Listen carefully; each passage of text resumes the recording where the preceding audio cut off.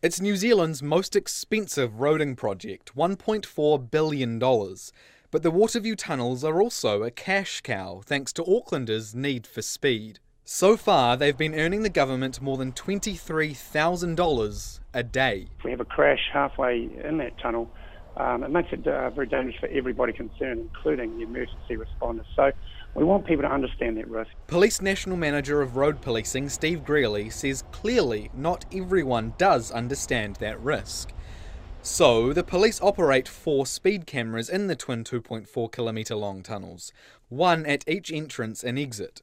Figures given to Checkpoint under the Official Information Act show 9,756 fines, worth $948,000 were issued between July the 21st, when the cameras were turned on, and August the 31st. That's a total of 42 days. The police won't see a cent of that, though. The money goes into the general government tax pool. We're at 299 deaths as of 6:30 this morning. I haven't had any more updates, so God forbid we've gone to 300. But the cameras are up there for a very good reason. They're in the areas of the highest risk, crash risk that is, for speed-related crashes. And they do their job. Barney Irvine from the Automobile Association agrees. No, it's certainly not revenue gathering. I mean, police aren't trying to trick anyone here. There's plenty of signage in every approach to the tunnel.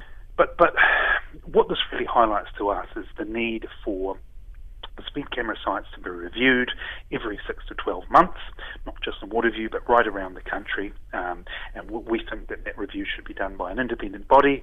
That independent body would look at sites and decide what an appropriate infringement rate looks like, and on that basis decide whether too many tickets are being issued. And despite the numerous media reports against the 80 km/h speed limit around and inside the tunnels, saying too many tickets were being issued, there was nothing but support in Auckland CBD this afternoon. If you're speeding, you're speeding. It's your own fault. Yeah, it's the time. If it says 80k, it's 80k. He's probably one of them too. It is what it is. The speed limit's there for a reason, isn't it? What do you mean? Yeah, same. I agree. It's there for a reason. That's pretty good. Pretty good? What do you mean?